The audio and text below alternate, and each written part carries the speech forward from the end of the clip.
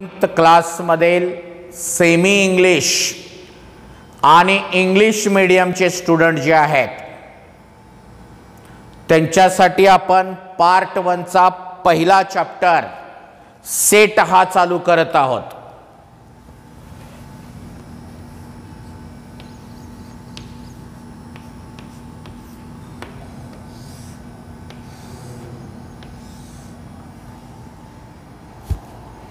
हा सेट हा चॅप्टर बघत असताना सुरुवातीला आपण काही माहिती बघू।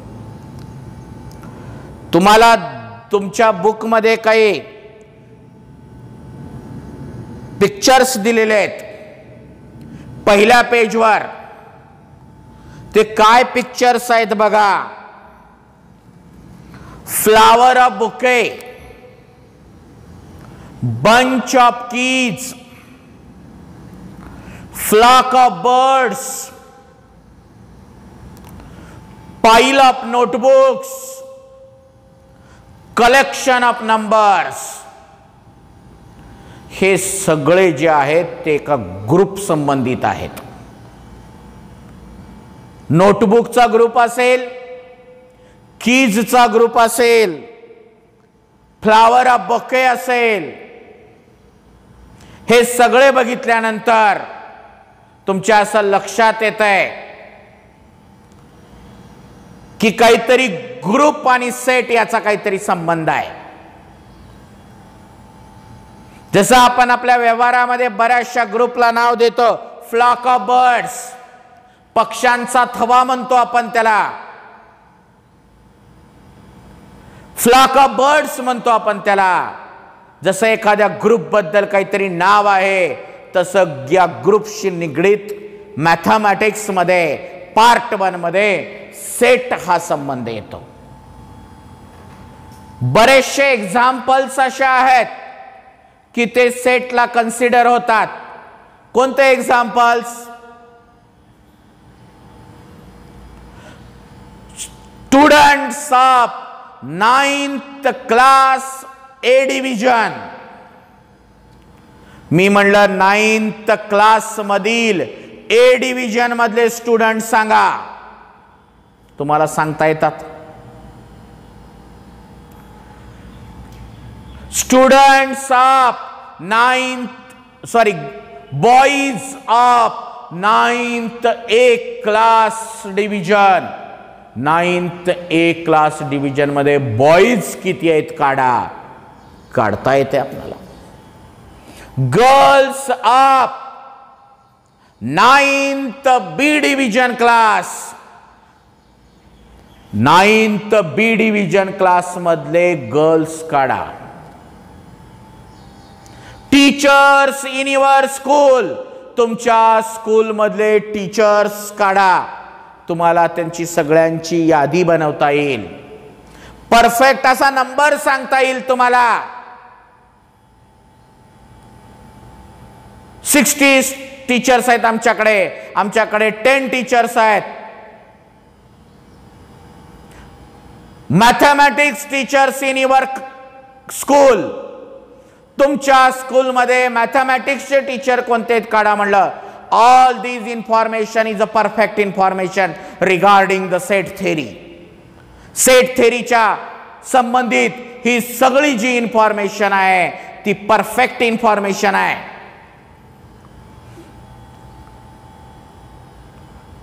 A well-defined collection of objects is known as a set। काय डेफिनेशन तयार होती सेटची? A well-defined collection of objects is known as set। म्हणजे ज्या समूहातील घटक अचूक व नेमके सांगता येतात त्याला आपण सेट म्हणतो। A well-defined collection of objects is known as a set। असे बरेचसे एग्जाम्पल्स आहेत, ते थोडं आपणाला गोंधळात टाकतात। कोणते बघा? The collection of brilliant students in your class. तुमच्या क्लासमध्ये ब्रिलियंट स्टुडंट कोण आहेत ते सांगा म्हणलं. तुमच्या मनामध्ये क्वेश्चन मार्क तयार झाला का? ब्रिलियंट कोणाला म्हणायचं? Which student is brilliant? If the student getting highest mark in 8th class is called brilliant? Yes or no? We don't know. If the student getting highest mark in mathematics, is it brilliant? If the students getting highest mark in English, is it brilliant?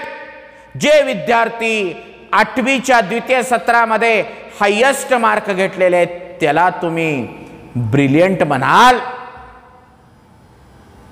का? जे विद्यार्थी तुमचे गणितामध्ये highest mark घेतले त्याला तुम्ही brilliant म्हणाल का? जे विद्यार्थी इंग्लिश मध्ये हायेस्ट मार्क घेतले त्याला तुम्ही ब्रिलियंट म्हणाल? ही इन्फॉर्मेशन परफेक्ट नाही. The collection of tall students in your class, तुमच्या वर्गातील उंच विद्यार्थी कोण कोण आहेत उठा. This information is also not perfect. Why? Tall student कोणाला म्हणायचं? काय त्याची रेंज आहे माहित नाही.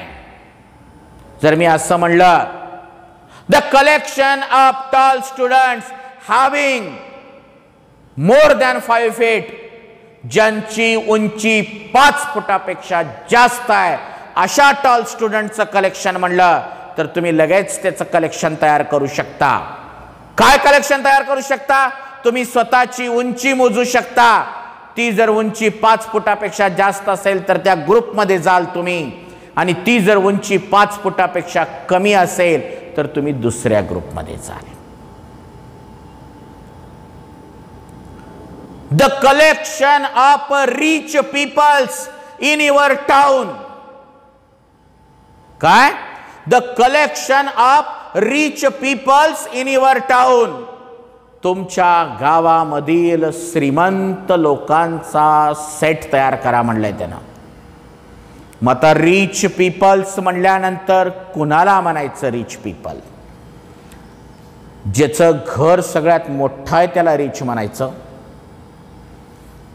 का? ज्याला खूप मोठी नोकरी आहे असं त्याला रिच म्हणायचं का? ज्याचा व्यवसाय खूप मोठा आहे त्याला रिच म्हणायचं का? ज्याच्याकडे खूप मोठी शेती आहे त्याला रिच म्हणायचं? असं परफेक्ट आन्सर नाही. म्हणून हे एक्झाम्पल आपल्या मॅथमॅटिक्स मधल्या सेटला लागू पडत नाही. म्हणून आपण सेटची डेफिनेशन काय करतो माहित आहे का? काय करतो सेटची डेफिनेशन?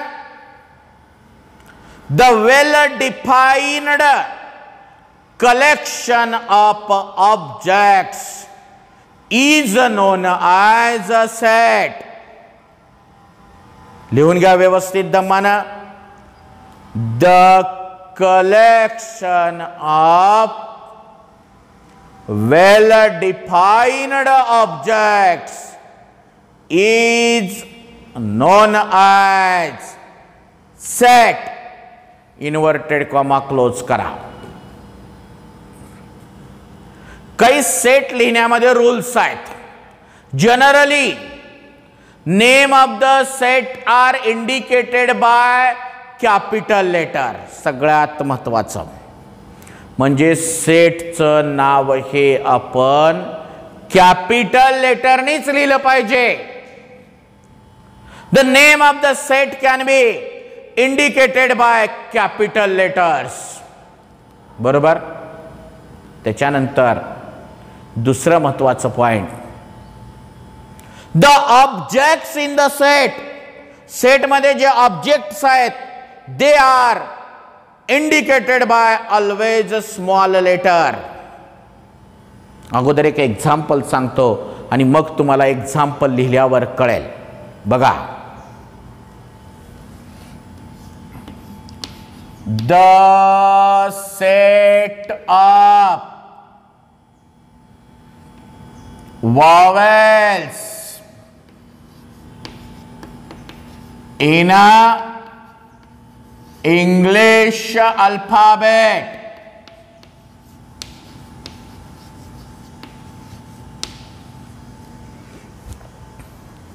काय सांगा? The set of vowels in English alphabet. आत्ताच मी एक रूल सांगितलाय. कोणता रूल सांगितलाय? सेटचं नाव हे कॅपिटल लेटरनी द्यायचं कधी पण. बरोबर? कॅपिटल लेटरनी नाव द्यायचं त्याला आपणाला. मग नाव देत असताना कॅपिटल लेटर कोणतं वापरावं? ए पासून झड पर्यंत कोणतंही तुम्ही कॅपिटल लेटर वापरू शकता. पण वापरायचं कोणतं नेमकं? आता मी या ठिकाणी मला या ठिकाणी या सेटचं नाव व्ही या कॅपिटल लेटर लिहावं वाटलं. का? कारण वॉवेलचा उल्लेख आहे म्हणून या कॅपिटल लेटर व्ही न मी नाव दिलं. बरोबर आहे? आता वॉवेल्स कोणते आहेत इंग्लिश अल्फाबेट? कर्ली ब्रॅकेट मध्ये ऑब्जेक्ट लिहायचे आहेत. वॉवेल्स कोणते आहेत? A, E, I, O, U. The set of vowels in English alphabet. Vowels कोणते आहेत म्हणलं तर A, E, I, O, U हे तुमचे वॉवेल्स आहेत. मग आता ह्याच्यामध्ये काय काय रूल तयार झाला? सेटचं नेम हे कॅपिटल लेटरनी द्यायचं. सेटचे ऑब्जेक्ट हे कर्ली ब्रॅकेट मध्ये दाखवायचं. आणि ते जर अल्फाबेट असतील तर ते स्मॉल लेटर मध्येच लिहिलं पाहिजे. 3 नियम झाले. सेटचं नेम कॅपिटल लेटर, सेटचे ऑब्जेक्ट कर्ली ब्रॅकेट आणि ऑब्जेक्ट जर अल्फाबेट असतील तर they are always written in a small letter. They are always written in a small letter. बरोबर? तर एक एक्झाम्पल लिहून घ्या. डेफिनेशन लिहिलो का? काय सांगा? The collection of well defined objects is known as a set. आणि एक्झाम्पल लिहून घ्या. लिहून घ्या.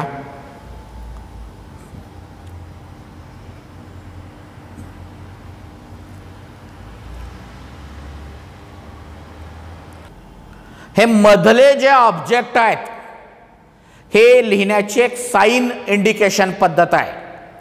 ती कशी आहे बघा जरा सगळेजण.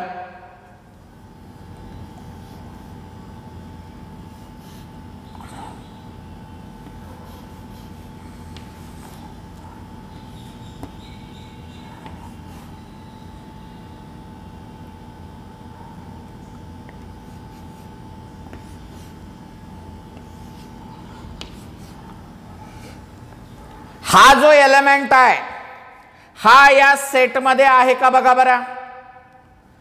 दिस element is present in set V or not? Yes, this A element is present in set V. तर element A is an element of set V. काय? A is an element of set V. या set V चा A हा element आहे आणि sign कसा आहे बघा बरं. C काढायचं आणि मध्ये रेग मारून E सारखं करायचं. काय मग? A is an element of set V. हे जे लिहिलेलं आहे ना त्याला असं रीडिंग करायचं. A is an element of set V. M बघा बर, यम आहे का तिथं कुठं? नाही. तर ते साइन काढा आणि त्याच्यावर अशी क्रॉस लाईन मारा. M is not an element of set V. Yam is not an element of set V.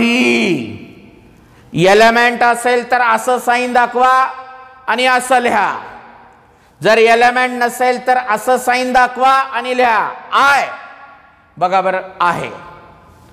I is an element of set V. आहे. I is an element of set V. D बघा बरं आहे का त्या set मध्ये? हा element त्या set मध्ये आहे का? नाही. तर असं साइन काढा आणि त्याच्यावर क्रॉस रेग मारा, क्रॉस लाईन करा आणि त्याला रीडिंग कसं करणार, त्याचं वाचन कसं करणार? D is not an element of set V.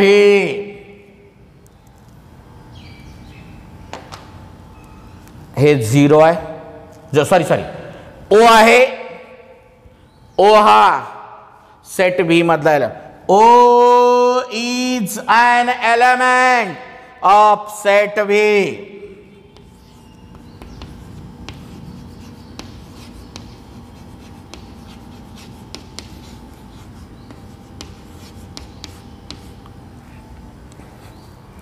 सगळेजण व्यवस्थित एक्झाम्पल लिहून घ्या.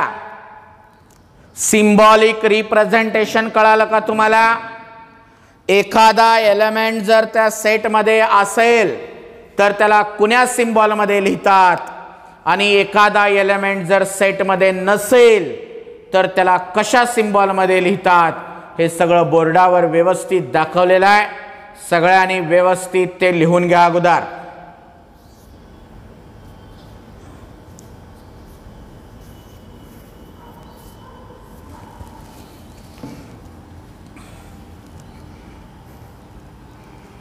आज या ठिकाणी आपण सेटची डेफिनेशन, सेट कसा लिहितात, त्याचे रूल्स काय आहेत, आणि त्याच्यामध्ये एलिमेंट असेल तर कसं रिप्रेझेंट करायचं, एलिमेंट नसेल तर कसं रिप्रेझेंट करायचं, हे सगळं बघितलेलं आहे. सेट लिहिण्याच्या 2 मेथड आहेत. पहिली मेथड आहे लिस्टिंग मेथड आणि दुसरी मेथड आहे रूल मेथड. नेक्स्ट व्हिडिओमध्ये आपण लिस्टिंग मेथड बघू. आज आपण इथेच थांबू. ओके, धन्यवाद.